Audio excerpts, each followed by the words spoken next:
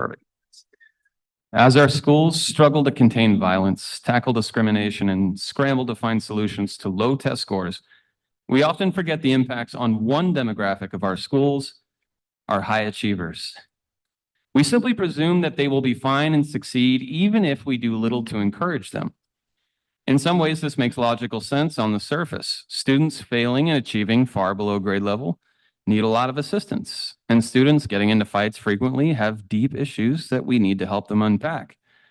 I'm not here to say that we shouldn't attempt to help those students, but while we have been putting out fires, our quiet students have been ignored to everyone's detriment. My first concern is a lack of stimulating options.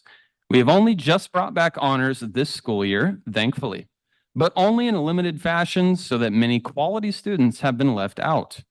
We have removed all but a trace of our rigorous novel study units, allowing teachers only one per year. Nearly all of our after-school programs are all driven by tutoring and athletics. The shrunken list of deeply enriching offerings at our schools to our most talented students often leaves them feeling bored. My second concern, also cited by students and parents, is the environment of fear at our schools. This environment discourages students from standing out, from being themselves, and from showing their potential. Standing out could mean being noticed by bullies who are unfazed by violence. So the common choice is to simply become invisible. I went to a high school like this, where metal detectors were our best defense against being stabbed. This kind of school made me want to avoid going to class whenever I could, despite enjoying learning.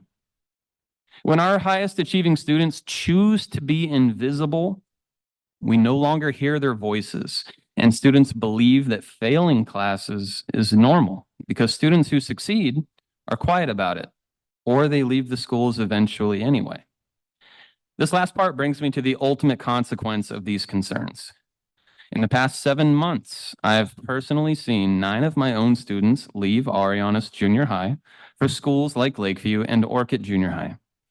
All 9 of these students were honor roll students. If we cannot address the issues of violence, intimidation, the lack of stimulation, and our obsession over low test scores, we will lose our greatest minds and community members. We must adopt policies of low or even zero tolerance for violence and intimidation to show our kind and talented students that we are protecting them. These kind and talented students, by the way, make up the majority of our schools. We must adopt policies that do the greatest good for the most students. Because if our schools become a hostile environment for kindness, intelligence, remarkable skill, and for growth, then we're not achieving equity. What we're doing is perpetuating the same failures that civil rights activists have rallied against for decades. Speaker, you are now at time. Please wrap up in the next 5 seconds. Thank you. Our responsibility is to do more for our greatest students and to do more to encourage and support an environment of greatness. Thank you. Thank you.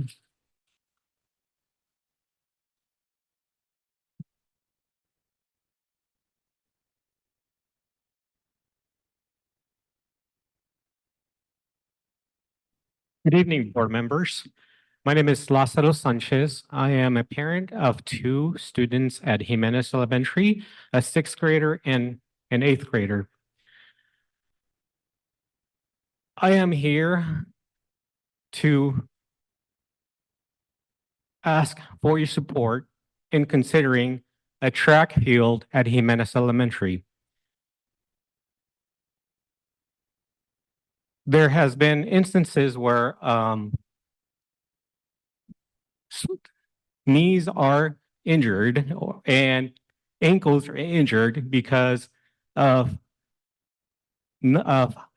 improperly maintained grass fields that are used as a track field. I am also a member of the PTC, Jimenez PTC board, and this past year we had the Jogathon event, which fundraises money for the school. And at that event, we had one student hurt his ankle.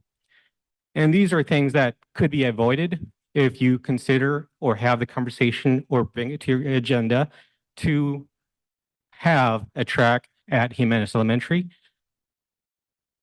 This would definitely benefit over 1,000 students because that's the population of the school. And considering that it is now a K through 8th, it'll definitely help with PE requirements for those in 7th and 8th grade.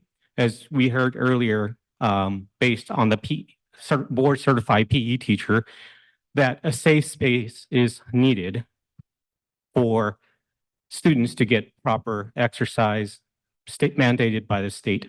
So just wanted to let you know that. Thank you for your time. Have a great night.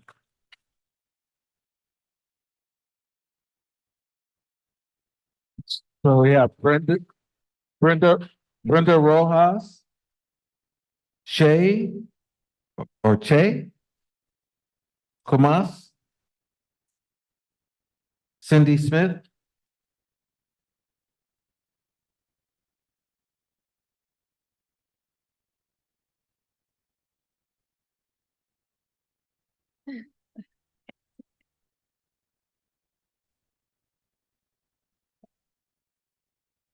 I am here again to discuss inclusion. However, this time I'm here as a parent and an employee too.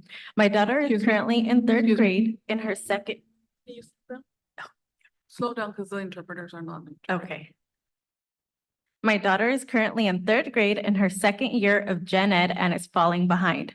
Prior to this, she was thriving and making progress in her mild to moderate SDC class. She has recently been diagnosed with anxiety in great part due to school. I'll give you two major contributing factors to her anxiety in just the last month at school. On February 23rd, she was leaving resource. She decided to stop by the bathroom before going back to class. When she was done, she needed help making sure she was clean and there was nobody else in that bathroom. I'm not sure how long she was there crying and yelling for help. On that day, there was a volleyball game going. So as I am walking out with my class, a student comes up to me and tells me my daughter is in the bathroom crying, asking for help. At the same time, the school nurse is coming to me because she did not know where my daughter had been. She then was cleaned and reunited with her class. However, as they're leaving for the day, her backpack is still outside her classroom. So she had to go get it while her class left her behind. For the second time, she was left alone. Thankfully, an aide that knows my daughter went up to her and walked with her to the front of the school. On March 6th, the school called for a rainy day schedule. During lunch, many of the grades gathered in the cafeteria, which led to her being frightened and crying. I asked her why she cried, and she said it was loud and there were too many people in there. I then asked her if she asked anyone for help, and she responded with no, there was no one I knew. She then proceeded to tell me on her way out, she was being pushed and nearly fell. My daughter has metals and screws in her neck from previous surgeries. She cannot afford to have a fall due to the negligence of the school not having an appropriate site for my daughter. Now to my experience as an employee of the district. I have seen SPED children hit other children and adults. I, in fact, was hit in the face with a plastic box just this past Friday while I was trying to stop a SPED student from hurting himself. That same Friday, I witnessed that same student pull a girl's hair 3 times during the day, push and kick multiple students while they were dancing to a song in class. General ed is not an adequate space for mild to moderate students. I visited a moderate to severe classroom last week and noticed many are nonverbal and getting one-on-one help. While most mild to moderate students that were pushed into Gen Ed are verbal and are almost to their grade level. They just need smaller classrooms that focus on what they need extra support on. They are deserving of more than what a severe classroom can offer, and even a Gen Ed classroom for the sole reason of the amount of kids in a Gen Ed class. A teacher cannot stop teaching 28 other students for 5 to 10 minutes while the SPED student composes themselves. The students are being distracted every few minutes due to interruptions from the Speaker, SPED. you are now at time. Please wrap up in 5 seconds. Okay. The students are being disrupted every few minutes due to the interruptions of the SPED students, whether that be yelling, crying, kicking, throwing things, hurting themselves or others. I ask you to consider sending out an anonymous survey to teachers and staff regarding inclusion and safety. That was it for me. Thank you. I have another letter from a teacher at the school. Is that okay? Is it a public comment? Yeah, I noted it on my paper that I would be speaking for two other people. Okay, go Okay. ahead. My name is Heather Hold on, Souza, hold on, and I hold have on. been Hold on. teaching. Can you just slow down? Okay. It's really fast. Sorry. My name is Heather Souza, and I have been teaching in the Santa Maria Bonita School District for the past 17 years. For the past 11 years, I have had the pleasure of working at Jimenez Elementary in kindergarten. My team is phenomenal, and I am forever grateful for the compassionate and highly educated group of the teachers that I work with. This past year, our site went full day kindergarten. And on top of that, now have inclusion students. I was one of the few who were very excited for full day kinder. The possibilities were endless with how much we could prepare them for first grade. It saddens me to say that this year has not been what I expected. We were told that we would get more support. We were told that our bilingual assistant would not have to cover recess duties so that a majority of their time would be spent with student contact. Instead, we have an hour out of the day where our aide needs to be on their break and I am alone with my 29 students. Normally, 29 5-year-olds comes with its common behaviors issues, but because I have my inclusion children, my day looks very different than what I had anticipated. One of my inclusion students is highly autistic and incredibly bright. He is unable to socialize, express his emotions verbally, or ask for what he needs. The disruptions that have occurred in my classroom are completely unacceptable. He hits himself with a closed fist. He pulls other people's hairs. He screams and yells out when he is scared, when there is change, or just because he is triggered. Today, he bit an aide, peed out on the playground, and screamed for 30 minutes straight during PE. I am unable to enrich my highest students, teach grade level curriculum, or give proper intervention because of the massive disruptions and interruptions. The child has every right to be taught and feel safe at school. He is truly scared and cries crocodile tears every day, just truly scared. Our district was not prepared for keeping these inclusion students in the classroom. They deserve a place in education, and getting rid of our mild to moderate SPED classrooms, in my opinion, was beneficial to no one. Who was supposed to be benefited by getting rid of these mild to moderate classrooms? The inclusion student, the gen ed students, the teachers. I have students who are mimicking my inclusion student's behavior because of the attention he receives. I have other students who are crying because they are traumatized by the day-to-day chaos. Having 29 kindergartners with inclusion students for a full day without support that we need is unacceptable. Teaching cannot happen the way it needs to. I ask that you come visit these classrooms. Please see for yourself that we are trying above and beyond to accommodate these scholars, and in the end, the students are suffering. I am not a special ed teacher and have not been trained or educated to teach these children what is the And service speaker, to you them. are Thank out you of for your time. time.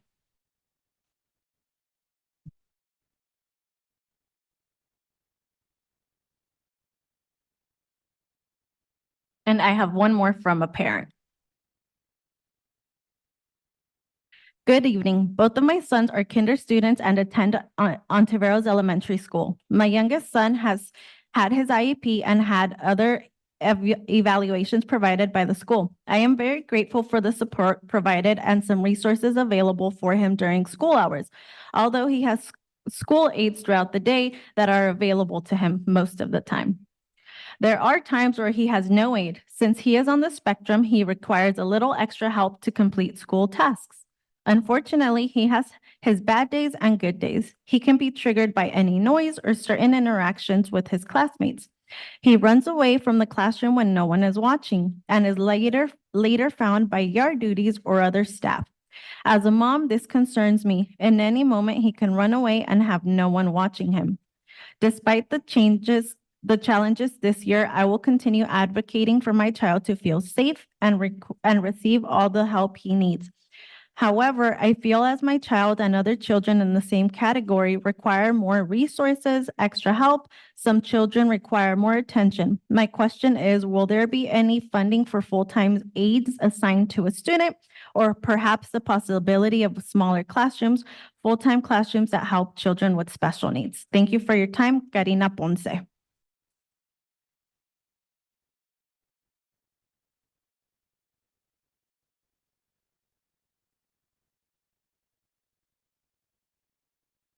Hello, and thank you for the opportunity to share my comments today.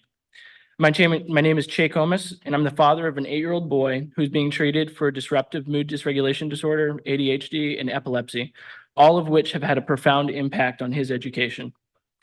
Because of disruptions, he is often removed from his classroom, expected to complete schoolwork apart from his peers, or suspended from school. In the last 2 years, I have been called to come to his school to intervene on his behavior more than 24 times. In order for me to feel comfortable with him participating in field trips, I have to volunteer and go with him. And though they haven't admitted it, I believe that the staff who work with him feel similarly. Last year, my wife and I were approached by a staff member who informed us that his general education teacher was excluding him from small group activities. The truth is, my son is being denied the education he had access to less than 2 years ago. Before mild-moderate special education classrooms were dissolved, my son was in a stable classroom setting where he consistently met academic goals and socialized positively with his peers. His special ed teacher had the necessary classroom management skills to redirect behavioral disruptions without frequently removing or suspending students. This is something that should not be added to the expectations of general education teachers. Please slow down for the interpreters. Is that correct, interpreters? Thank you. This is why special educators exist. But instead, now classroom incidents escalate to the point that his classrooms are evacuated and he is left with staff members who then have to de-escalate without making him feel alienated. He now believes he is a bully, and he often refers to himself as a bully. I understand that the current plan is to continue increasing the number of students included in general education, as well as reducing the amount of pullout minutes into special day classes. And I don't think that this plan could be further from our needs. We need more special day classes and more special educators. Mild, moderate classrooms need to be reinstated for our children who have behavioral disorders. This experiment can't go on any longer. It is causing lasting trauma to our children, and the longer it continues, the more difficult it will be to return to normal. Thank you for your time.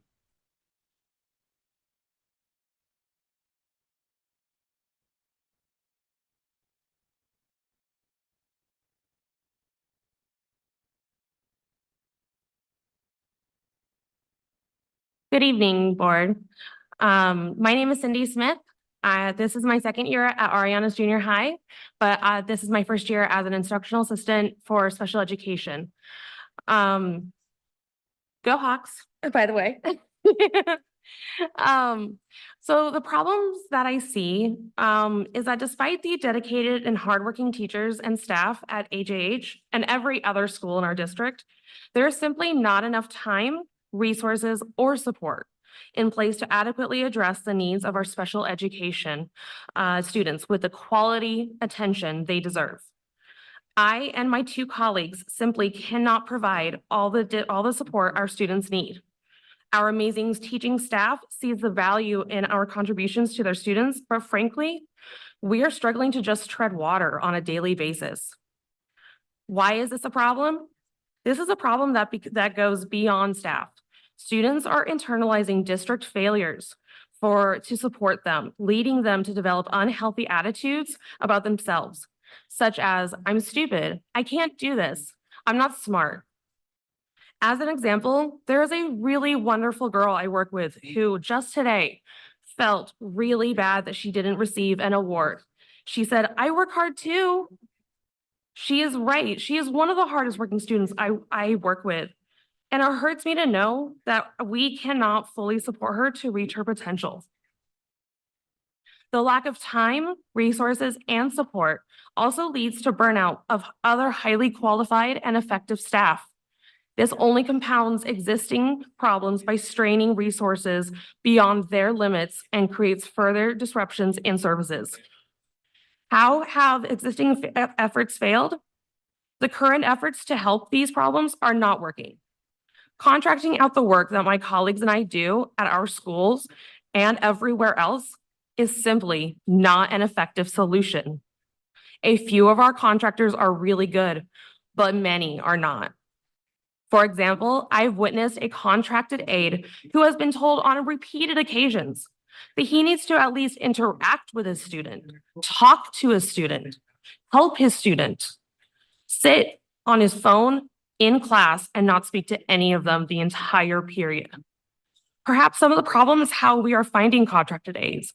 For example, I have seen recruitments on Facebook groups like Central Coast Chisme, which means Central Coast Gossip, on Facebook. This is not an effective way to find people who are dedicated to our students. It is, however, a way to find someone just who wants a paycheck.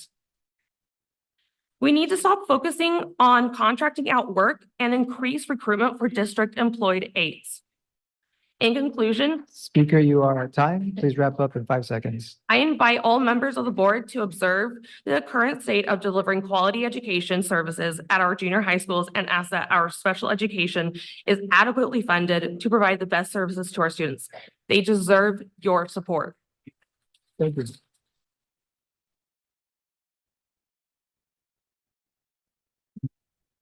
So we have Jessica Antillez, Jose Fuentes, and Jonathan Patterson, and Jose Rodriguez. Why don't you come on up this one?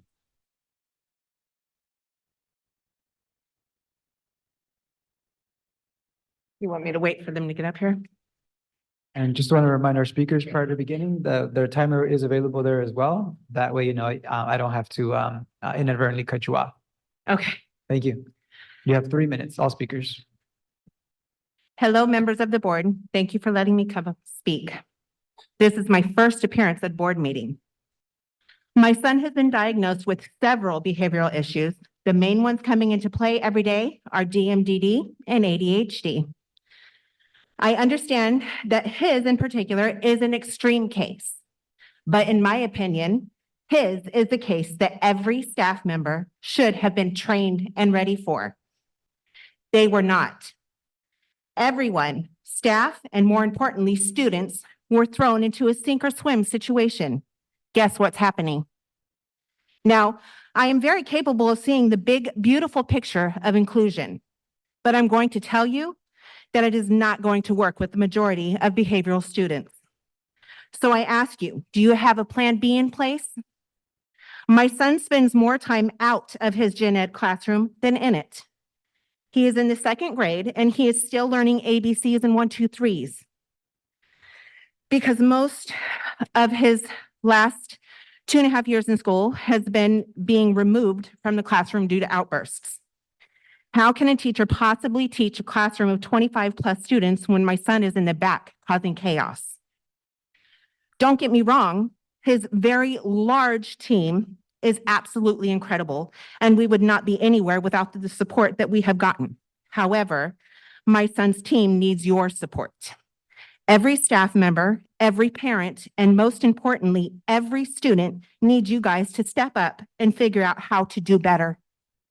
We have tried inclusion with our son, and it is not working. So with all the hiring that you have done this year, does that include new moderate and medium teachers? Ones that are trained in dealing with behavioral students?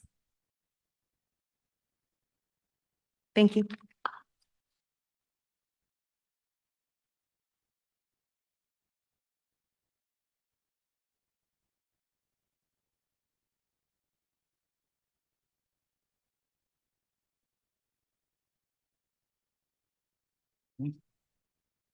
Good evening, board members, Dr. McDuffie, and all of the parents and staff in attendance tonight.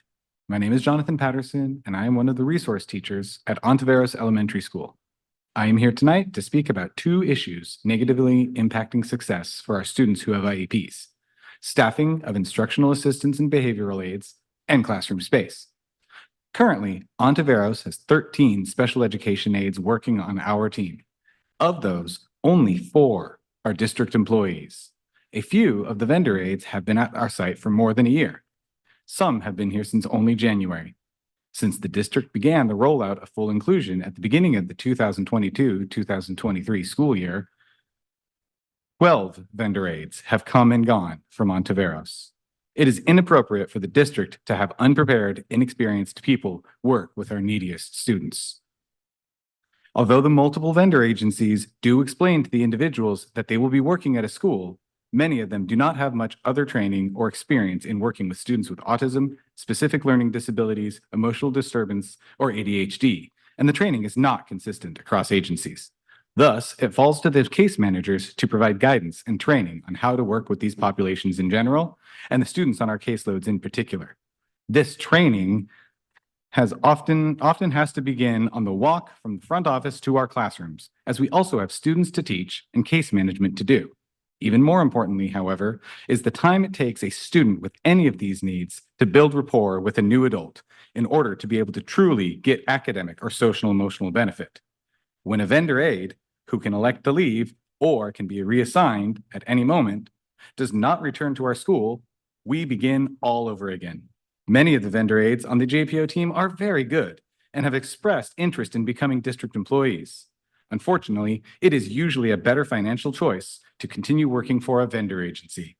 Please remove the bureaucratic and financial roadblocks so that SMBSD can hire and retain quality classified aides. I would also like to briefly speak about classroom space. At our site, an itinerant resource teacher met with her groups in a section of the intervention room, surrounded by double doors, glass windows, and cabinets. This was an inappropriate location for many reasons. So in February, admin relocated that resource program to a separate classroom. That classroom, however, was already occupied by another resource teacher. That resource teacher and I are now sharing a classroom separated by partitions. Multiple groups of students engaging in small group instruction in the same room is not appropriate, especially when many of the students have auditory or attention processing deficits. It is inappropriate for 2 full-time resource programs to each have half of a classroom. However, our campus is completely full. Speaker, you are with now no- at time. Please wrap up in 5 seconds. Yes, completely full with no open classrooms or spaces. If the district is serious about full inclusion and meeting the needs of all of its students, it needs to invest more money and resources into appropriate staffing and appropriate classroom space. Thank you very much. Thank you.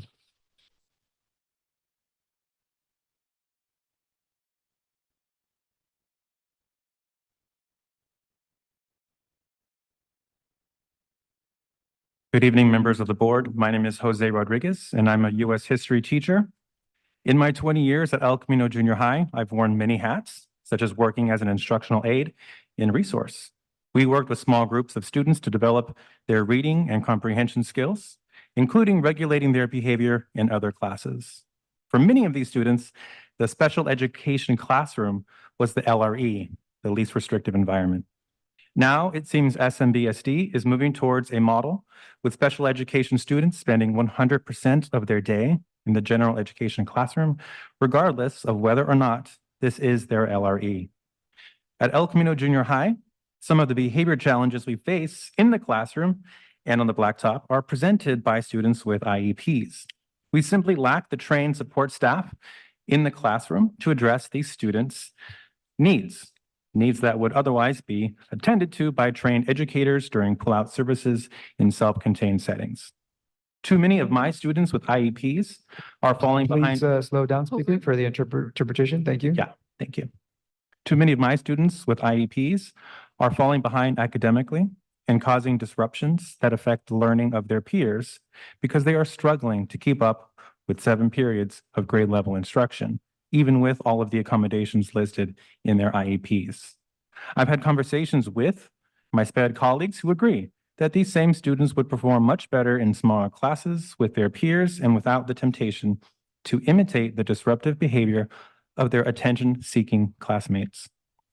Personally, I am concerned about my daughter, who has an IEP. She's currently enrolled in an autism special day class through the Santa Barbara County Education Office with about 9 other students. There are 5 adults in the classroom, including the teacher and 4 aides. Next year, she is going to enroll in a full-day kinder class in SMBSD with 30 students, 1 teacher, and 1 BIA. They may not know how to handle meltdowns, toileting issues, food aversions, elopements, sensory overload, and other behavioral issues that my daughter experiences every day and requires support to de-escalate. What's going to happen when my child has any of these issues in a class of 30 students without the support she needs from a one-to-one aide or a teacher who isn't trained to accommodate those needs? Our district has fumbled inclusion. We should have had PD for the last year to prepare for this. The district must hire more staff to provide the necessary support. Inclusion should have been our top priority, supporting children with disabilities, not letters training. We put the cart before the horse, and now our students are the ones who are falling behind. Let's do better, folks. Thank you for your time.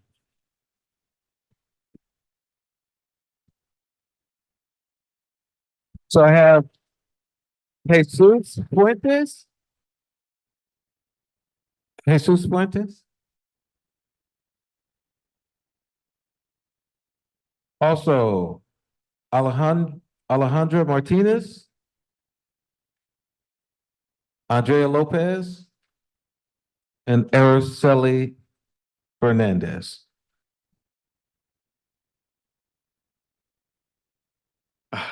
Thank you for the opportunity for allowing me to speak today, board members. I'm an employee with the school district, and I have worked with special education department for over 9 years. I have worked with children from kindergarten to all the way to 8th grade, so I ran the gambit through every single school grade throughout the years. While the inclusion program is very well-meaning and sounds great on paper, the implementation and the rollout of it has been a logistical disaster.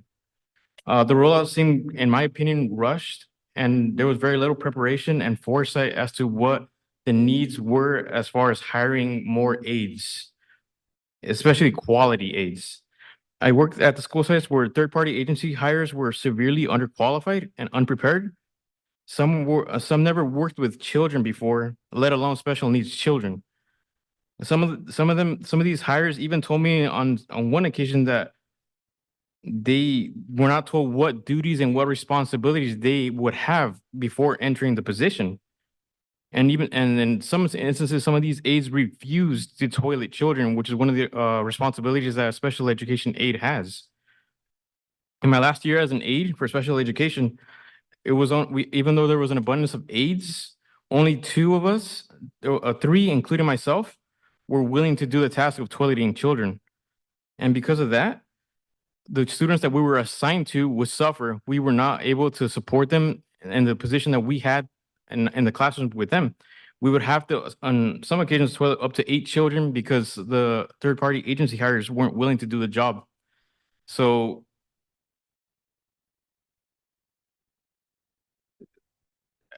the short of it is that the inclusion program should have had more preparation before it was just severely rushed. I've spoken to a lot of gen ed teachers, and quite frankly, there's a disconnect between the gen ed teachers and special ed teachers. They're not, in some instances, they're not even willing to work together or to better understand the needs of the children. I've had a couple of occasions where some gen ed teachers have even told me, quite frankly, that they don't want the special education students in their classrooms, that they're a distraction for the rest of their students. And I've also spoken to special ed teachers where they're saying that they feel like they're not being used to their fullest extent. And on some occasions, some of the resource teachers have told me they feel like they're just sitting in the corner and that's it. Even though they're teachers, they're not actually teaching their students. So I feel it's just an injustice overall, what we're doing with our special needs students. And the inclusion program seems well-meaning, but to be honest, I feel like the way it was before, where we had designated classrooms for each level of disability, was more efficient towards providing their the needs that they the support that they need. And that's all my words I had to say. Thank you for your time.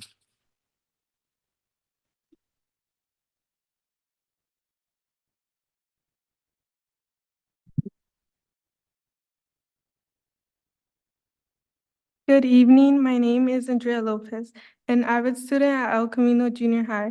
I feel that us as students need more support. Think about a family member you know being in an environment where they don't feel safe.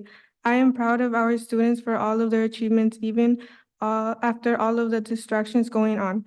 I would like to thank all the El Camino teachers that are always here to support us. I hope you take this in consideration for more help support for our students. Thank you.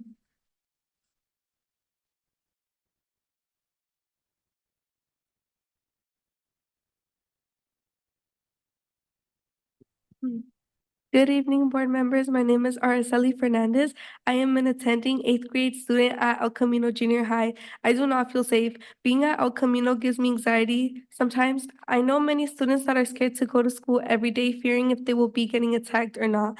I now have to leave my classes 5 minutes early because I am trying to avoid conflicts. Teachers are there to teach students. It's in the name teachers, not to wake up and know something will most likely happen at their school. Students are there for learning, not for conflicts. The suspension students are getting is not enough. Students do not care about the suspensions or detentions. The fights at El Camino are really bad. I have some friends who have ended up in the hospital. People have heard rumors that are most likely not true on El Camino pages on Instagram, and then they start conflicts. I nor any other student should have to be in classrooms during lunch or breaks fearing for our safety. My learning has been interrupted with fear and anxiety. El Camino Junior High needs help. Thank you.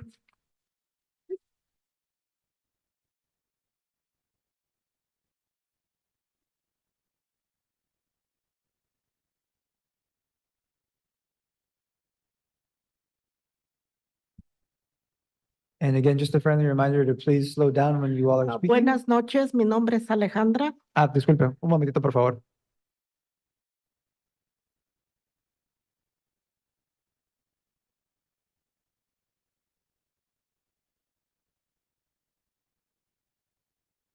Mi nombre es Alejandra y yo soy una madre con una hija que está en el camino y soy una madre muy preocupada porque ella ha sido acosada y golpeada y ella ya no quiere asistir a las clases y yo no me siento tranquila tampoco. Y a mí me gusta, y he tratado de llamar para hacer una cita para hablar con los principales, pero no contestan. Ayer yo les hice más de 8 llamadas para ver si podía hacer una cita, pero no contestan y ya no sé qué puedo hacer y yo me siento muy preocupada y mi hija ya no quiere asistir tampoco a las clases y me gustaría que apoyaran, que ayudaran a hacer algo, porque eso no está bien lo que está pasando. Diario hay peleas y eso es uno de padre, no está tranquilo porque no sabe qué está pasando en la escuela y me gustaría que los apoyaran por los estudiantes y a los maestros también, que puedan hacer algo porque eso no está bien y ojalá y que puedan ayudarlos. Gracias. Gracias.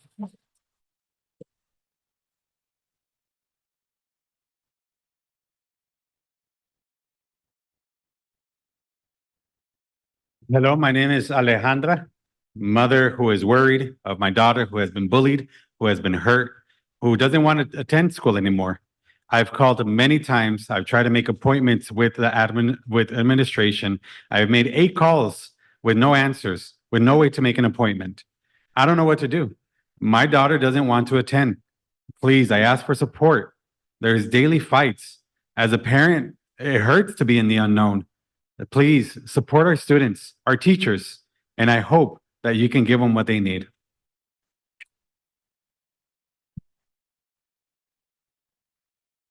So we have Deanna Jones. Is it Desiree Galindo?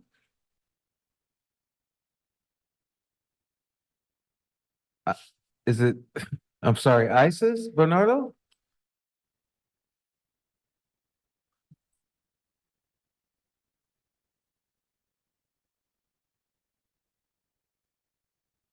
Good evening, members of the board. My name is Deanna Jones, and I have been a gen ed history teacher at El Camino for the last 11 years. Until recently, I was proud to tell people that I worked for our distinguished district. El Camino had always been the heartbeat of our community, and being part of this school filled me with joy. Lately, however, my confidence in the leadership of this district has flatlined. I have addressed the board only a few times during my career, yet I am compelled to do so tonight because of the severity of things that are transpiring on our campus. When we try to speak truth to power, we are temporarily placated, our concerns listened to, yet ultimately brushed to the side. I'd like to ask why. On a daily basis, my students, coworkers, and I are subjected to egregious disrespect from the children we are tasked with teaching. Both inside and outside of the classroom, a small but very emboldened group of students terrorize the rest of our school community. This year, I have been called the B word multiple times to my face, something that has never happened before. I found a shank, a makeshift knife made out of a sharpened screwdriver in my classroom. Luckily, I intercepted this weapon before our first morning break. But what if I hadn't? I shudder to think of how this weapon might have been used. And yesterday, a student put his hands on me during a confrontational interaction. This is what we are dealing with every day. I would like to direct your attention to the annual notification to parents and guardians that you sent home to families back in August. To refresh your memory, on page 23, it states, all pupils have the right to participate fully in the educational process, free from discrimination, harassment, violence, intimidation, and bullying.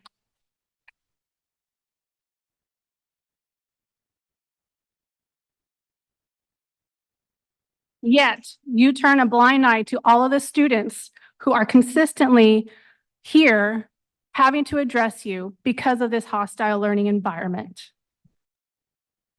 And because of your wise decision to be as inclusive as possible, in a few short months, we will have a celebration at the end of the year where the perpetrators and victims will have to put on happy faces and be expected to celebrate together. Now tell me, how fair is that? I would encourage all of you to come visit our school campuses unannounced and on a frequent basis so you can better understand the hardships that we are facing. Most of you are former educators, so let me ask you, if multiple students are coming to you pleading for help, what would you do? Ignore them? The reputation of this school district once had desperately needs to be resuscitated.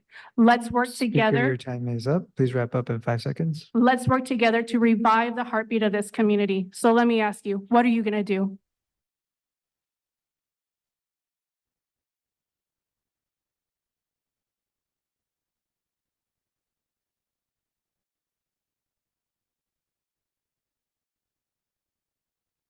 My name is Isis Bernardo, and I am an avid student at El Camino Junior High.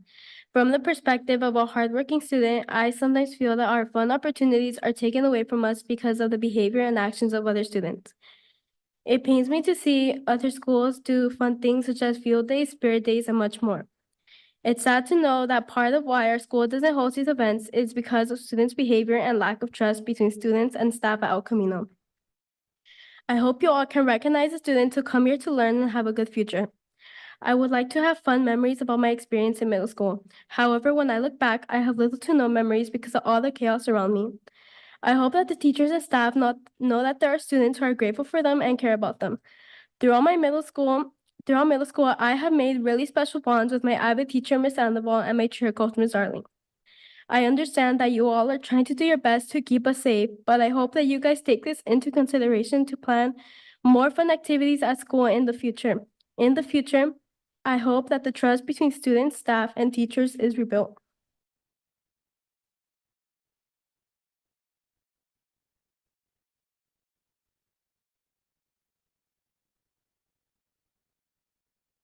Good evening, board members. My name is Desiree Galindo. I'm an 8th grade avid student at El Camino Junior High, and I'm also involved in clubs and sports. I feel so unsafe at El Camino, and it's traumatizing. I have feelings that someone is going to attack or assault me. That feeling is not a good feeling, and I am scared to even go to school. because of everything going on at school. I believe we should have police officers at our school. Teachers are having to try to stop fights and getting hurt while trying to stop the violence going on at school. Please help make El Camino a better place because we want to learn and be here, but it is hard to come to school every day. Recently, this incident happened at school that involved me. I tried to avoid the situation, but something still happened. It took teachers a good minute to stop the conflict from the first day of school to now. I see teachers are losing the light in them for teaching. It's really sad because teachers come to school to teach, not to stop fights. Students should be able to come to school ready to learn, not scared, thinking someone is out there trying to fight them. Students have to go into classes just to feel safe. Teachers are people too. They matter just like everyone else here. I thought what was happening was normal, but it's not. We deserve better. Thank you.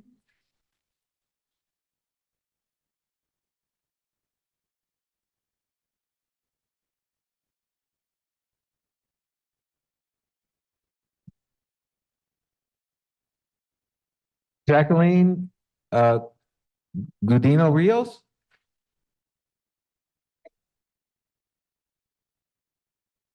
Lily Lawson? Are you Jacqueline? Okay. Miriam Satian? Say your name? Is it Sati? Did I say it right? Santian? Okay. Monica Navarro.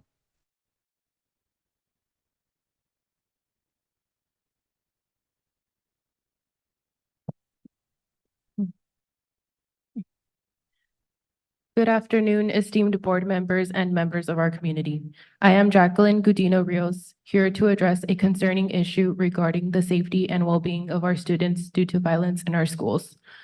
My younger sister is a dedicated seventh grader at El Camino Junior High, having earned the Principal's Award and Honor Roll this school year. On March 8th, 2024, while walking to exit the school premises, she was attacked from behind by another student, resulting in physical injuries and emotional distress. Notably, the attack was recorded by 2 students who knew the attack would be carried out. Despite a signed no contact contract, the perpetrator received a mere 1-day suspension. 1 week after the attack, my sister is again receiving threats by the same girl and her friend group. The subsequent threats of further violence by the same student and her friends have left my sister living in fear, affecting her well-being and hindering her ability to focus on her education. Despite proposed solutions such as early dismissal from class and spending her break and lunch in a classroom to avoid confrontation, the underlying issue remains unresolved, perpetuating a hostile environment for those seeking to learn. It is evident that our current disciplinary measures are inadequate in deterring such behavior and protecting our students. Therefore, I implore this board take decisive action to ensure the safety and security of all students with our educational community.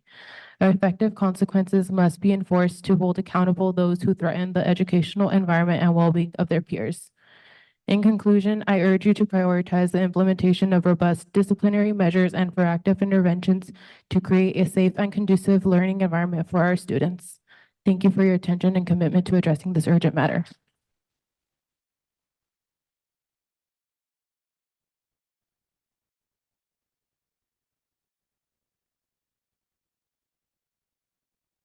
Hello, board. My name is Lily Lawson, and I am an 8th grader at El Camino. I am an Avid and Builders Club, and I would just like to say a few things. I've seen things firsthand, students walking out of class. Every period, there's at least 1 or more disruptions. For a long time, I thought this was normal. I see the teachers I look up to being disrespected every day, and I'm tired of it. I am very observant, and I can see the teacher I met on the first day of school is not the same teacher now. Right now, I can see teachers losing their light to teach in El Camino. It's depressing. Sometimes I see a teacher talking to a student, and it's like they're talking to a wall. This is not right. I'm tired of it. We deserve better.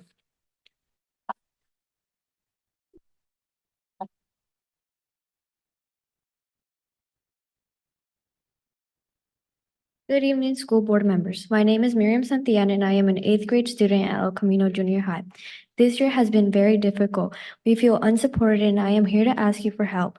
We need change, and it is unfair that students like myself do not feel safe coming to school. We have had many situations where students have had physical contact with one another, and nothing happens. In some occasions, students are attacked by other students. The student that is attacked is sent back to school with no supervision, knowing that they could get attacked again and it could possibly lead to them getting severely hurt. What I'm asking for is your help to make me and my fellow classmates feel safe again, entering the place where we spend most of our time. Thank you.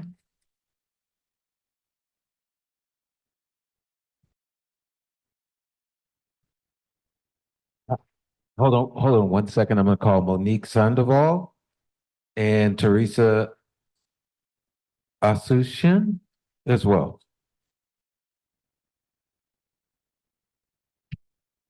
Good evening, members of the board. I am a parent of one of the students at El Camino Junior High. Unfortunately, I have witnessed fights outside of school and seen principal and security do nothing about it. My child has been a victim and has been threatened not once, but several times by the same student, and unfortunately, school staff have not done anything about it. But they have the sake to tell me to come pick up my child early from school to make accommodations for her own safety. Even after asking the staff that the other student have consequences to tell me, they unfortunately nothing they can do. Slow down for the interpreters. Just slow it down. So even after asking the staff, the other students to have consequences, they tell me that unfortunately nothing can be done but to make accommodations for my own child's safety. I, as a parent, do not feel safe leaving my child every day at this school. I urge the board to take action regarding these issues. Thank you.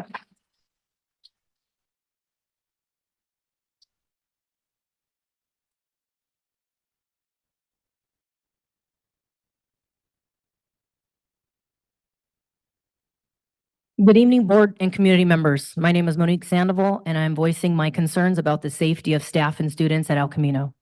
I am an El Camino alumni, was their school resource officer from 2017 to 2020, and my mother and sister are currently teachers there. I have volunteered countless hours throughout my life and continuously make monetary donations because El Camino has always been a second home to my family. I loved walking around campus and seeing the positive and friendly environment created by the teachers, staff, and students. Now, as a police officer, I myself don't even feel safe on campus. The amount of smiles that have turned to frowns and faces of defeat is clear and evident, not only with staff, but the students as well. It is sad that the destructive children are rewarded with remaining on campus, taking pride in their detrimental behavior, and getting multiple chances to continue to be with the rest of the students when children who want to learn and teachers who want to teach are continuing to be put at risk. I worry about my mother and sister's safety. I get worried when I receive messages or phone calls from them during the day. They have always loved their profession and their students. It saddens me because they used to love talking about their days at work, and now they don't. Work was always a second home to them, and now they dread being at work because they do not know what will happen next and do not feel safe. Now, it's not if something is going to happen, because something happens every single day. It's just simply a matter of what happened this time. It shocks and appalls me the way students verbally and physically treat the staff members. I never thought I would hear about students not only physically assaulting other students daily, but now physically assaulting teachers at El Camino. Having to receive that phone call.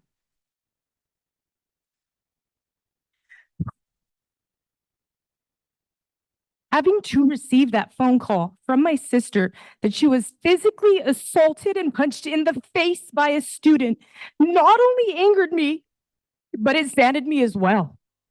This is disgusting. This is not the school district that I grew up in. Never would I have thought that a student would have the audacity and thought process to hit a teacher. My sister is more involved and cares more about her students than anyone I've ever known, other than my mother. The fact that I could not protect and keep my sister safe at a school where she is a teacher is disgusting. Teachers did not get into this profession to dread going to work, to be worried if they're going to be assaulted and not feel safe. If teachers are not safe, that means kids are not safe. How can a parent trust sending their kids to our schools when violence is occurring inside and outside of the classroom? Lack of proper discipline and consequences only further leads to continued negative behaviors. Without proper correction, there's going to continue to be a cycle of blatant disrespect for authority and a lack for a care of their education. The light that I used to see in my mother and sister, I feel like I don't see anymore. And that hurts me because they have always loved what they do. And because of the current environment at El Camino, that light has dimmed. When I was an SRO, I never saw this amount of violence on campus. Speaker, you are at time. Please wrap up in 5 seconds. Noted. And when there were incidents, they were nipped in the butt right away. And the problem students did not continue to run the school. There was still control and structure at this school. I now see that that has completely gone out the window. Students believe they are unstoppable and invincible due to the lack of consequences for their actions. Why would they change their behaviors if they know administration won't do anything about it? I used to praise El Camino, but now I sadly say I would never want to send my own children there under these current conditions. I don't even want my mother and sister to work there right now. I worry for their safety, especially knowing there's nothing I can do to help protect them. As El Camino's former SRO, alumni, concerned sister, and daughter, I plead with the board and the community to help restore order. The unthinkable Speaker, and you are at time. We unimaginable have other is inevitable speakers. in this current school environment. I pray our school, this district, and this community does not succumb to and have to experience that. Thank you for your time. Thank you. Noted, noted.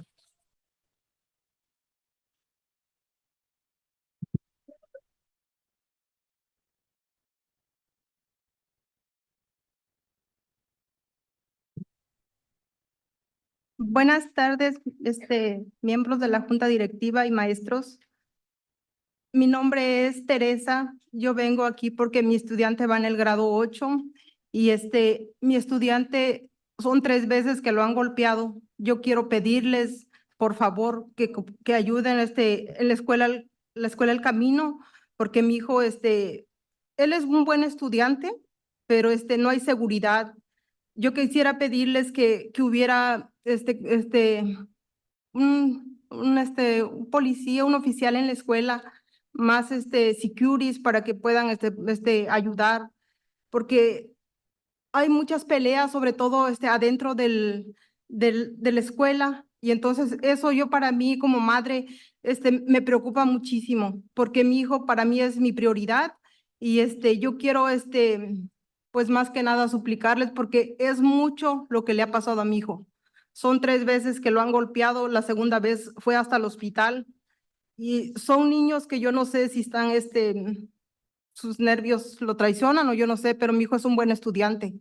Yo quiero pedirles, por favor, que hagan algo por la escuela, porque en la escuela El Camino pasan muchas cosas. Yo no quiero que mi hijo siga sufriendo por que siempre que esté golpeado, se ha reflejado en sus calificaciones, porque él es un buen estudiante, pero cuando lo mandan a la casa porque tiene que, por su seguridad, entonces yo lo veo reflejado en su calificación, baja bastante de calificación. Yo quiero pedirles que por favor, hagan algo, porque en la escuela hay muchas peleas. Yo quiero por favor suplicarles que hagan algo por la escuela y por mi hijo también, porque hay muchos niños. Mi niño no sale al recreo, no sale a agarrar su lonche, porque está en un salón donde lo tienen en un lugar seguro. Pero yo siento que eso no está, ¿cómo se llama? Sí es un lugar donde está en un salón encerrado, pero siento que mi hijo no está disfrutando su escuela como debería ser, que él debería agarrar su lonche, debería ir a jugar con sus compañeritos, y más sin embargo no está pasando eso. Yo quiero suplicarles, por favor, que ayuden y que hagan algo por la escuela, porque eso me preocupa muchísimo. Y me preocupa mucho por mi hijo, porque yo sé que todo lo que le está pasando puede ser que al rato pueda hacer algo por lo que le ha pasado a él. Yo siento que él puede hacer algo que a lo mejor no pues con tanta inseguridad que está pasando.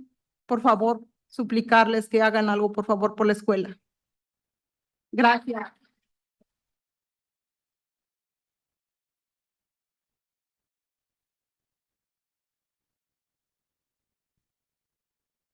Good evening, board members. My name is Teresa. I have an 8th grader at El Camino. I just wanted to share that my son, he has been hit 3 times over at El Camino. So I asked you to please help El Camino. I have a good student. What the school needs is maybe a security, maybe have a police officer, more securities. There are many fights going on at that campus. As a mom, I'm concerned because my son is my priority. Once again, he's been hurt 3 times. The second time he had to go to the hospital. I have a good student. I don't want to see him suffer at school. I don't want to see his grades get affected. He's been sent home for many times for safety reasons. So I ask you to please do something because there are too many fights going on. My son, he's in a safe classroom. He doesn't get to enjoy his lunch or recess outside of the classroom. That's why I am concerned. If you could do something to help the school, because my son, he is a good son, and I don't want him to do something in reacting in a different way because he feels very insecure. So please do something and help El Camino. Thank you. Here we have Nicole Benavides. Benavides. Thank you. Beatrice Vasquez. Anahi Santos. And Marissa Feely. Good evening. Allow me to introduce myself. I am Nicole Benavides, a proud parent of a 2nd grader who is a part of the special day class at Taylor Elementary School. This personal connection to the topic of inclusion fuels my passion and compels me to advocate for its significance. Inclusion is not merely a concept. It's a strong tool that ensures all students, regardless of their abilities or backgrounds, can fully engage in all aspects of the school experience. This approach fosters a sense of belonging and acceptance in all overall learning environment, reaping benefits not only for those with diverse needs, but for all students. While Santa Maria Bonita School District has taken steps toward inclusion, there's still much ground to cover. It's about cultivating an environment where everyone feels welcome and respected. To achieve this, it's important to implement diversity education across the district, which can enlighten families and the communities. Many of our general education teachers are experiencing their most challenging years as educators because our district has transitioned into inclusion. Still, many lack the knowledge, experience, and awareness on how best to support learners with diverse needs without adequate support. Special education teachers require additional learning experience to support their colleagues and support staff with inclusive practices. Learning is a continuing process for everyone. This includes understanding students' diverse demographic backgrounds and acknowledging differences within our classrooms such as abilities, disabilities, and instructional practices. There is a need for sensory rooms in each school with inclusion classes that can accommodate more than one child at a time, unlike the one at Taylor Elementary School, where children must wait or have a time slot open to go into a sensory room to regulate themselves. It is crucial to have enough well-trained support staff in each inclusion classroom to provide one-on-one support. Learning opportunities, training sessions, and meetings should be organized for all educators and support staff to foster collaboration and provide adequate support for all students in school. These sessions should focus on how to appropriately support all learners, enabling them to participate fully in school activities. We need to provide staff in school with protective equipment for situations when children become physically aggressive. As administrators, you play a crucial role in creating a positive and diverse school environment. To achieve this, you need to have the necessary knowledge and skill to promote inclusive practices. By offering learning opportunities and fostering a culture of continuous learning, you can empower not only yourselves, but also the teachers, students, and families to work towards the common goal of inclusion. Thank you for your time.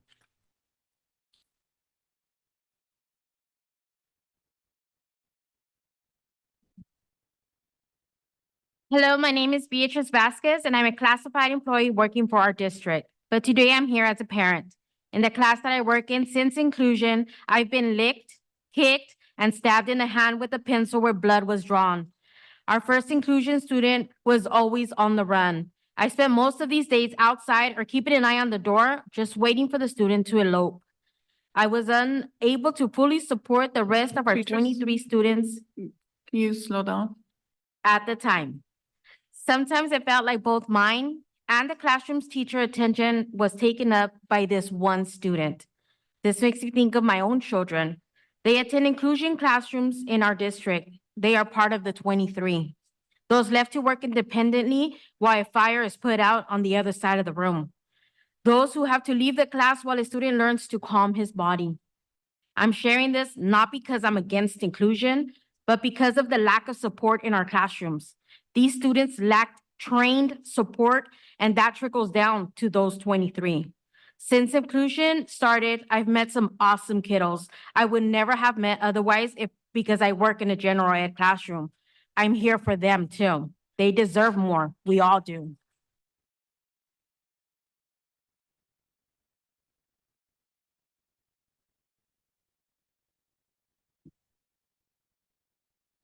In my 17 years working in special education, I've worked with and supported students in early childhood intervention, taught mild to mod special day class, taught our extensive needs special day classes, and currently teach resource. I hold a dual credential for mild to moderate and moderate to severe disabilities, a master's in special education and autism, and I also have a bridge certification for both credentials.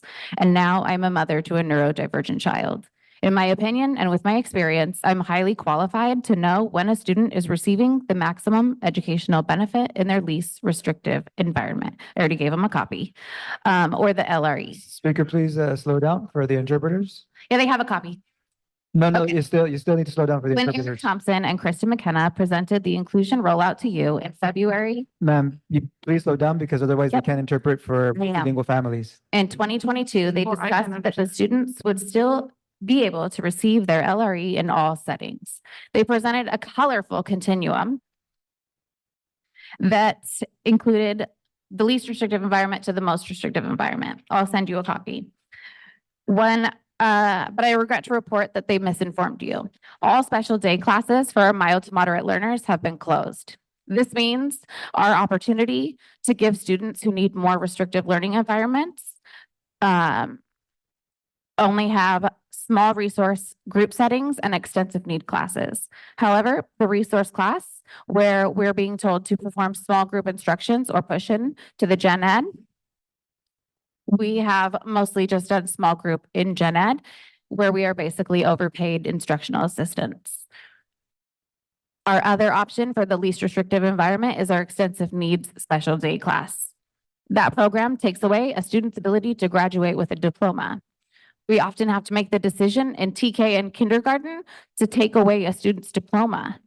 We have to make that decision without offering more support, ensuring a benefit in order to make that decision because there's no least restrictive environment at that age.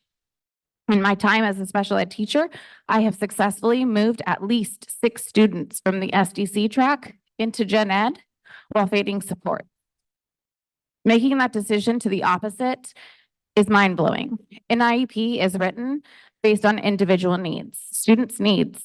It is written based on a student's personal learning needs. Students get assessed every year. They develop IEP goals that determine the least restrictive learning environment. Is it fair to offer only 2 settings, a gen ed class with supports or a extensive needs supports where you remove your diploma? How can we say that removing all of the supports is doing what's best for our kids?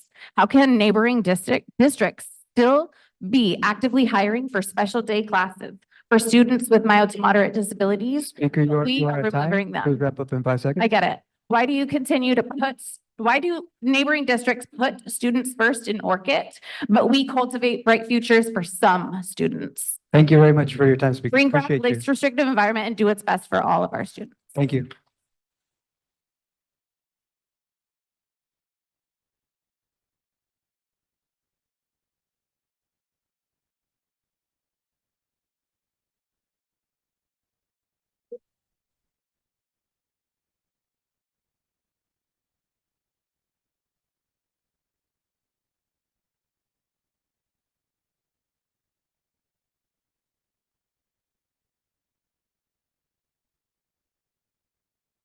You can go ahead. You can go ahead.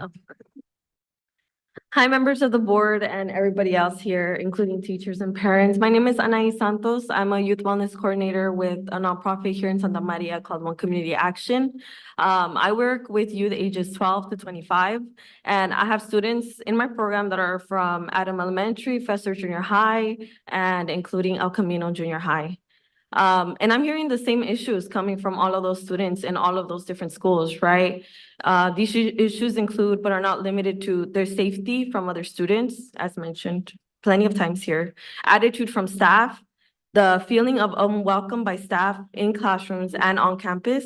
My organization has two programs, right? The one I ran, Raíces, and one Por Vida. We are at Regueri, Santa Maria, PV, Delta, and including Fitzgerald. There we have círculos with our youth, right? We talk about different topics and, you know, the violences that affect them and their communities. We were invited about 3 weeks ago to join El Camino Junior High, right? And speak with the students who were not allowed to the award ceremony due to their academics.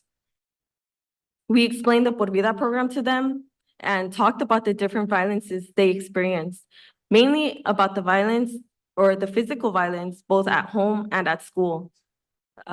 These youth had a lot of feedback. In fact, teachers there in the classroom with us were surprised that these students in this classroom were actually participating and telling their stories and their experiences with us. And to us, that's normal, right? We get a lot of feedback from these students when we join them in circle and actually sit down and ask them about their troubles both at home and at school. So I cannot explain how many times parents come into our office by Fester, behind McDonald's, coming in asking for support for their students, specifically in junior high, specifically in El Camino and Tommy Kuhn's.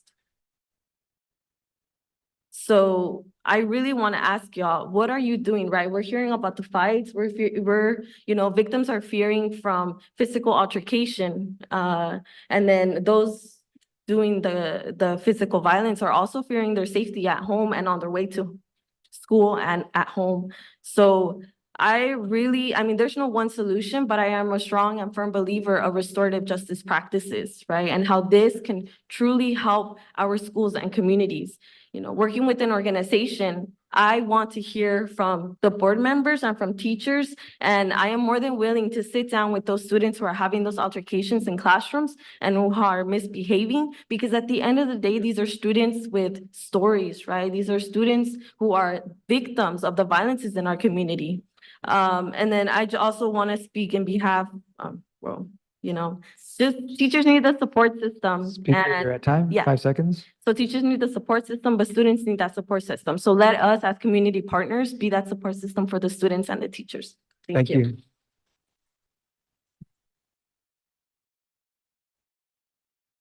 Kristen Patterson.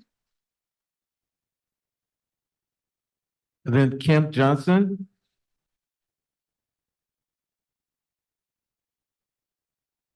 We have more comments.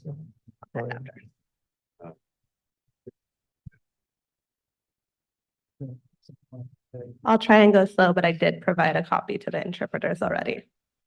Please make sure that you also, you know, slow down. So this allows our interpreters to make sure that they're interpreting what you're saying. Thank you. And all speakers, please be mindful of the time as well. We do have a variety of speakers. All of you, you know, deserve your 3 minutes or less. So please be mindful of that. Thank you. My name is Kristen Patterson, and I'm a special educator at Arianas Junior High. I've taught in SMBSD for 10 years. When I began in this district, I taught small groups of students in a separate setting, which continued until last year when I began co-teaching 2 math classes in addition to teaching 2 classes of my own. I come to you today not only as a teacher, but as a parent with 2 students, 2 children with IEPs. I attempt to provide for each of my students what I would want provided for my own. Currently, I co-teach in 4 different classrooms with 4 different teachers for different subjects, in addition to pushing into classrooms to support students on my caseload. I case manage just under 20 students with varying eligibilities, such as specific learning disabilities, other health impairments, such as ADHD, anxiety, depression, orthopedic impairments, and emotional disturbance. I'm responsible for coordinating the services for these students as their case manager.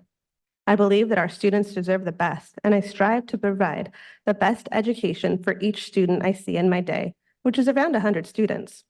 Finding what works for each of these students takes time, attention to detail, adjustments, and follow-up with both colleagues and parents. I've worked hard to build partnerships with my fellow teachers and staff to support our diverse learners in their classrooms, because it's what our students deserve. When the inclusion plan was presented, it was stated that junior highs would be staffed with at least 4 special education teachers. Now, inclusion is hitting junior highs a year ahead of schedule. At AGH, we've never had SDCs. We're not ready. Yet the plan isn't for there to be 4 case managers at our school. General education teachers at Arianes will have students with intellectual disabilities in addition to these other eligibility categories in their classrooms before training has been provided, and there may only be an aide who may or may not be trained as the support. During the inclusion presentation made to this board, the expected caseload size after inclusion was rolled out was to be 10 to 15 students. Currently, the plan is to staff AJH with 3 full-time resource teachers at a ratio of approximately 25 students per caseload, and a half-time teacher shared with the elementary school.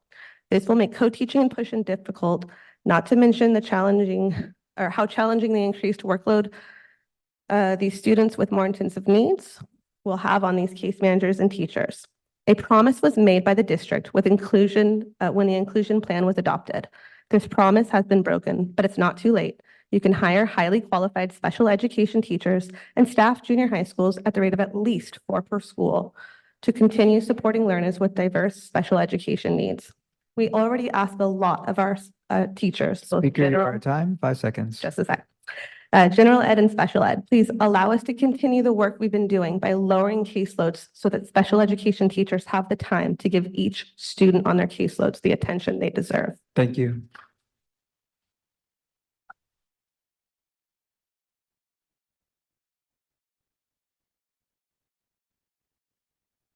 I provided a copy as well.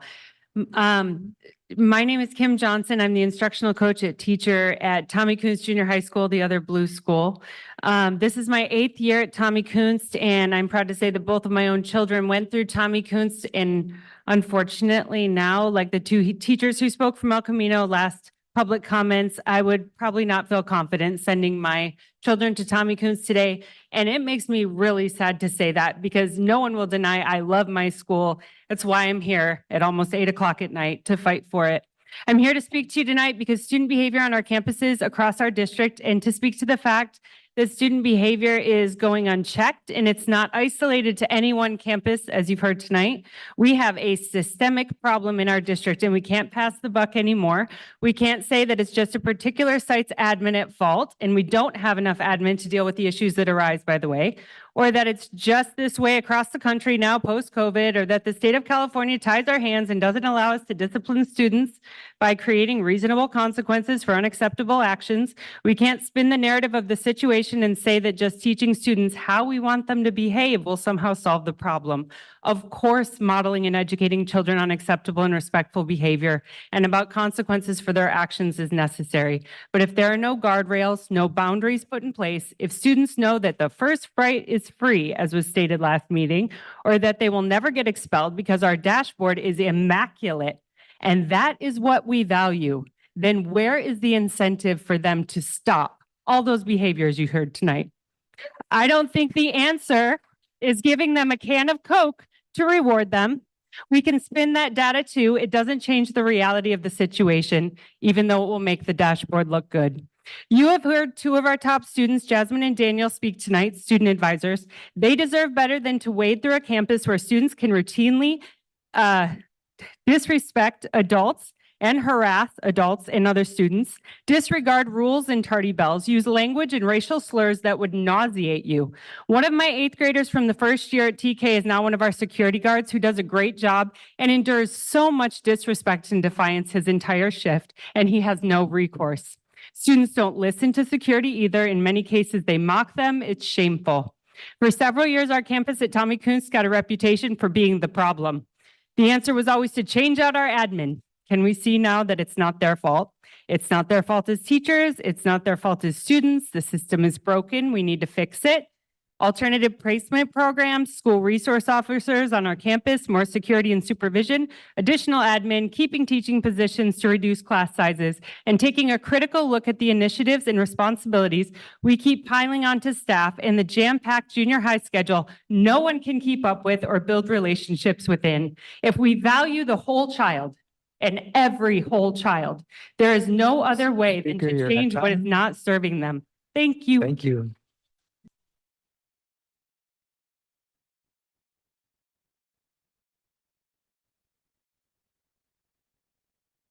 Here we have our final four, David Plum, and nod to the final four coming up.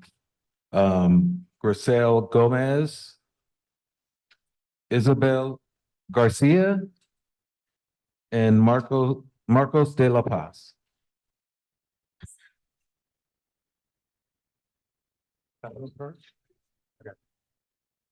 Hi, I'm Dave.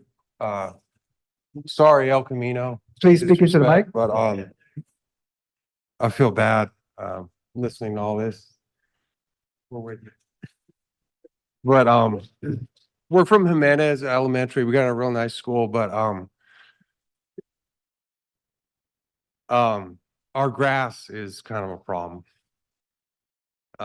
So we got these little gophers, or maybe they're ground squirrels. I'm not sure what they are, but they make a lot of holes, right? So we have why I'm here is I'm like a recess supervisor, and the grass is my area, so I'm like there every day, so I see like everything. And the problem is the holes are hard to see, right? Because there's holes and there's grass, and then where there's a hole, the grass grows higher, right? So it's not like you can see it and like put a cone there and be like, hey guys, stay away from holes, you know, because the guy comes with a tractor and cuts the grass. They're doing a good job. But they're just, the holes never go away. And it's a danger. Like kids are falling over, and like old people such as myself are falling over. And we have a track team, so we would love to have a track. And I'm not saying we should take priority over, you know, the other problems that we've heard about tonight. I mean, my heart goes out to these people, but you know, maybe in your spare time, if we could have a track, that'd be groovy as well. I mean, it seems pretty feasible. And I think, you know, I know what you're thinking, like, okay, so we get a track. I mean, what problem is that going to solve? We're still going to have our ground squirrels or our gophers or whatever they are, and there'll still be holes, right? But what would be good is like, if it was just like a dirt track, we could see those holes, right? So when I go out there to like coach track, I can just be like, oh, there's one, and fill it up with a rake, right? But like with everything being grass, like you can't see the holes. So it's like, you can't warn people like, hey, you know, run, but you know, don't run there. You know what I mean? So anyway, thank you.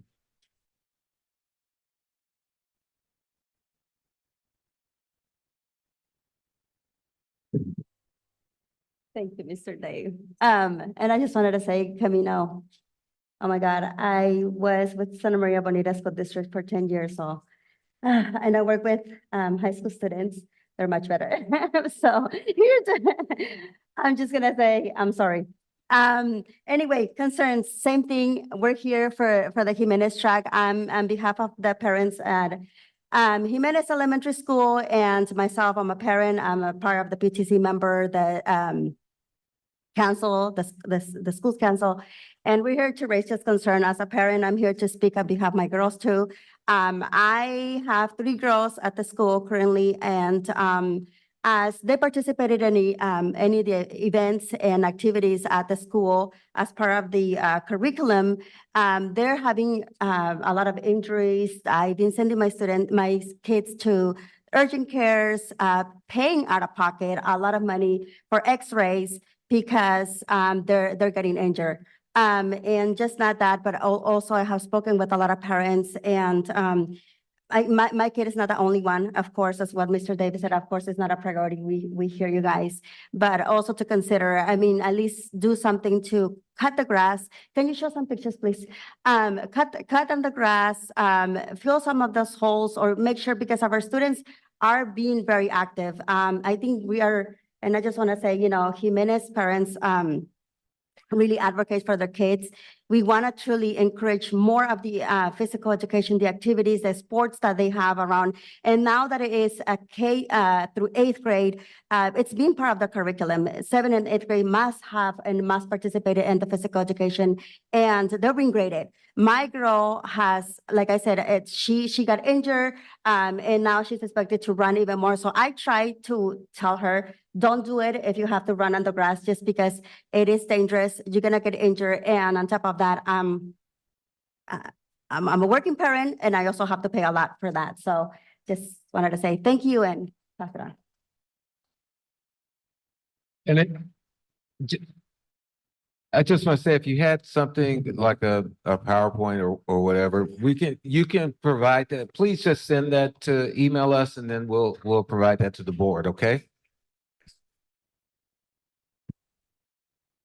Buenas tardes, mi nombre es Isabel Mendoza. Soy madre de 4 estudiantes de la Escuela Jiménez, uno del kinder, segundo grado, grado 7 y grado 8. He escuchado y platicado con algunos padres de la Escuela Jiménez de los accidentes que han tenido con algunos de sus hijos en educación física. Incluso algunos padres han llevado a sus hijos al doctor por esos accidentes.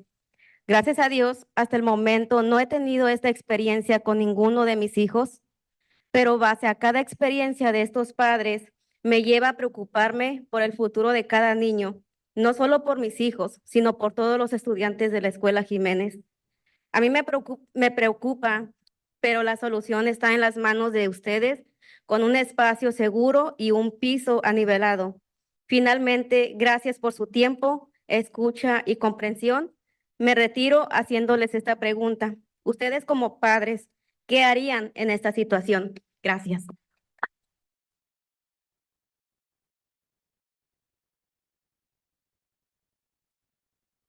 Oh, sorry. Don't start my time. I'm a mother of a kinder, 2nd grader, 7th grader, and 8th grader. I'm here for the incidents that have been happening in Jimenez during PE. I've heard of parents having to take their children to the doctor, and thank God I'm not affected by this. But by listening to this and many other experiences, it gives me worry of every child's future, not just mine, but of all. The power is in your hand to make sure that we have a leveled floor. Let me finish off with this question. If you were the parent, what would you do?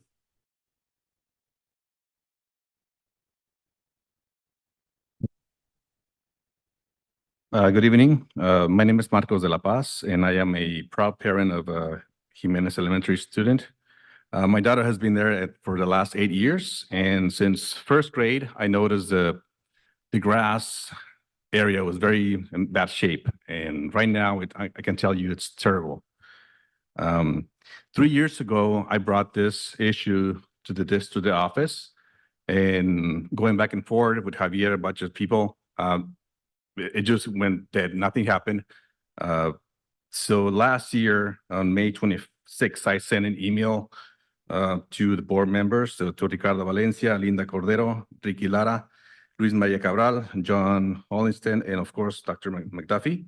And I have a copy of the email here about the issue. And again, I didn't get any response, no acknowledgement of the issue nor the problem or my email.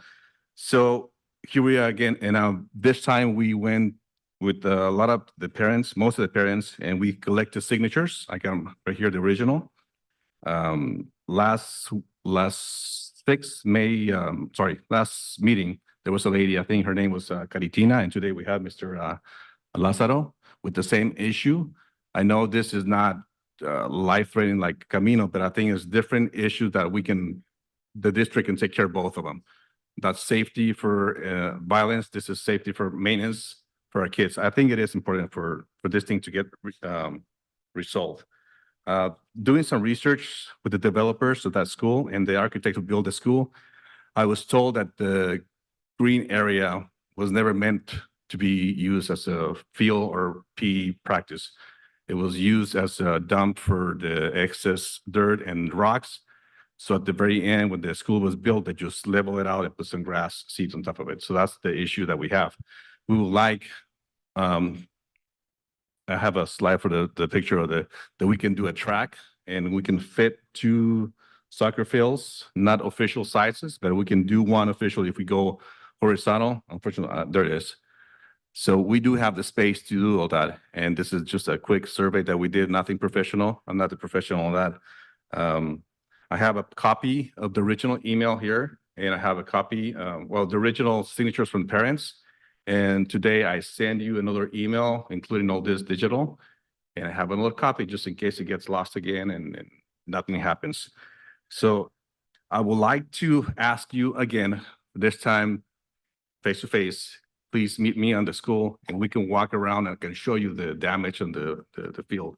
And if we can get a grade, more sophisticated place for our kids to do exercise and do PE. We do have that beautiful video at the beginning of the meeting with the importance of the physical education for the kids. And if you have any questions why you should fix this, just go back and watch the video that will show you why we have to do this. So thank you very much.